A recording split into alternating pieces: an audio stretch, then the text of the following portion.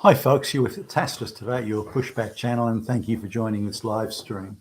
In this essay, I'd like to talk about the British royals. It's a subject I don't really cover and don't have a whole lot of direct interest in, but the British royals are significant really for one reason. They are a uniting force or a uniting sort of icon for the white British people. Reverence and adoration of the crown and of the person of the Queen, that sort of thing, is something that unites the white people. It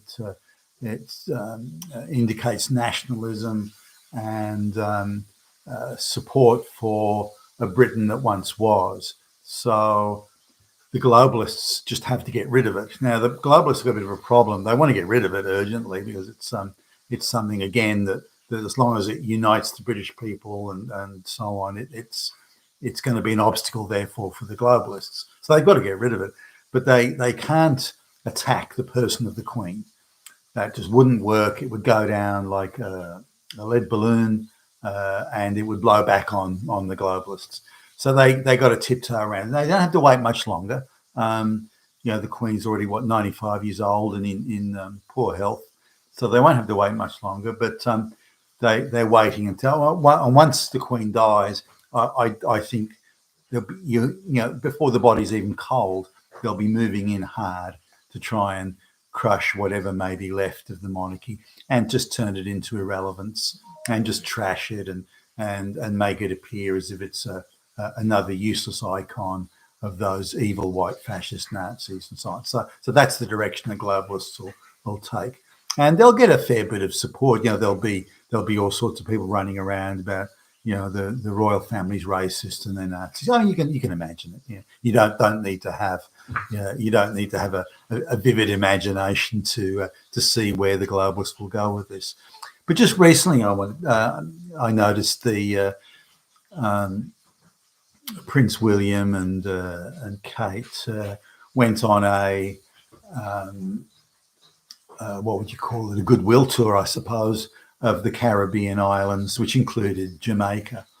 Now, the royals have access to a lot of resources and political resources, so they can organise where they're going to go, who they're going to meet. They can have a reasonably well stage managed and scripted type situation, and they'd have, again, plenty of advisors.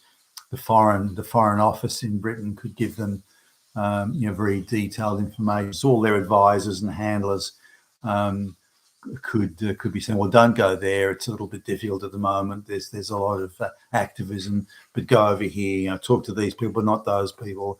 Go to this venue, but not that venue. Cut ribbons here, but not there, and that sort of thing. So they could have got all that advice, and they could have easily avoided any difficult or embarrassing moments, other than somebody sort of parachuting in totally unexpected. But they've got their their security detail and that sort of thing. However, when they went on this trip, every activist, slavery activist, race activist, every race hustler just came out of the woodwork, and they were being denounced left, right, and centre. They were getting moral lectures from politicians from some of the most dirt poor, corrupt, basket case countries in the world. Were giving them moral lectures, saying, "Well, you've got all this power. What power does other than ceremonial? What sort of power does the prince and the princess have? I mean, tell me, what is this power? What, to mobilise armies for war? To change legislation? What power do they have? They're just ceremonial icons in the royal family. So now one day, I've no doubt William will be crowned, king. But the king has very, very limited powers these days, and again is, mostly ceremonial. As important as that ceremonial, iconic sort of role is, but that's still no power. This idea of power is, white power and white privilege and so on is absurd. So every activist using the globalist, Black Lives Matter scripting was coming out and denouncing them and pointing the finger at them and accusing them of all sorts of things. And, William was going, I have great sorrow for slavery. I mean, slavery ended over 200 years ago. Why, and the British were very small, very bit players. What about the thousands of years Arabic slavery? What about that? What about the thousands of years of, Berber slavery and just on it goes? Well, why must it be only white people who are getting the finger pointed at them about slavery? The slaves that were picked up from Africa and taken to the Americas and the Caribbean, those slaves were captured by other black slavers. So why aren't those black slavers being denounced and accused, or Arab slavers were doing it? So the white slavers were just a ship transport. That's all they were. The slaves were captured by blacks and Arabs. So this idea that whites and whites alone and British and American must carry and shoulder the whole burden is just absolutely ridiculous. But instead of pushing back and doing the facts, all these white people, including William, just roll over and sorry. What nonsense. So the reason Jamaica is a basket case today has got nothing to do with slavery.